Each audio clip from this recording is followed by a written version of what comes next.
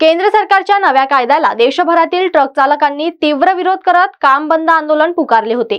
Truck चालकांच्या या आंदोलनाला यश आले असून ट्रक चालक संघटना आणि सरकारमध्ये झालेल्या बैठकीत तुर्तास या कायद्याची अंमलबजावणी न करण्याचा निर्णय केंद्र सरकारने घेतला असून ट्रक चालकांनी या निर्णयाचे स्वागत करत आपला संप मागे घेतला आहे। रात्री उशिरा संप मागे घेतला असल्याने अनेक शेतकऱ्यांनी मात्र आपला भाजीपाला एपीएमसी बाजारात पाठवला नसल्याने आवक मोठ्या प्रमाणावर घसरली आहे।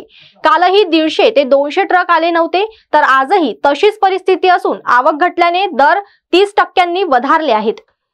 या संपाचा नक्कीच परिणाम या मार्केटमधील आवकवरती झालेला आहे। परराज्यातून येणारे गाजर, वाटाणा, सुरण, भोपळा या अशा तरकारी भाज्यांवरती याचा परिणाम झालेला आहे। या भाज्यांचे रेट हे 40 ते 50% नक्कीच वाढलेले आहेत। आणि पालेभाजीच्या बाबतीमध्ये सुद्धा हे नगर, सोलापूर, पुणे, सांगली, सातारा या भागातून जो पालेभाजी येणार होता त्या मालाच्या आवकवरती देखील या संपाचा परिणाम झालेला आहे। त्या भाज्यांची सुद्धा 25 ते 30% रेट हे वाढलेले आहेत। नेहमी 600 साडेसहाशे गाड्यांची आवक होते, आज 400 ते 500 गाड्यांची आवक आहे।